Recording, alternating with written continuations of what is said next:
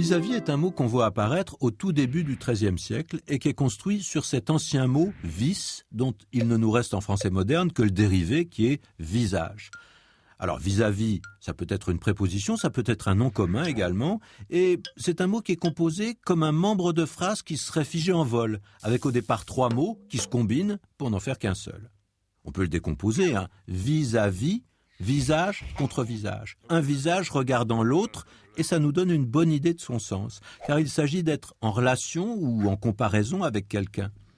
Venir sans un cadeau, c'est indélicat vis-à-vis de ces gens qui m'accueillent chez eux. On dirait aussi bien à l'égard de ces gens. Et le terme s'emploie surtout avec des êtres vivants. Parfois, il introduit des idées abstraites ou des choses. Vis-à-vis de son emploi du temps, ça risque de poser des problèmes. Attention, cet emploi est contesté en français. Alors, vis-à-vis, c'est également un nom commun. Et dans ce cas, ça renvoie à une situation tout à fait concrète. Par exemple, à table, mon vis-à-vis, c'est celui qui est assis en face de moi. Et parfois, c'est même un objet. C'est l'immeuble qu'on aperçoit en regardant par la fenêtre. Si on a la chance d'habiter un appartement sans vis-à-vis, c'est que la vue n'est pas bouchée et qu'on peut voir très loin devant soi. Et puis enfin, le vis-à-vis, c'est également celui qui occupe une fonction symétrique à la vôtre. Et là, c'est un sens qu'on retrouve quand le mot est emprunté par certaines langues étrangères.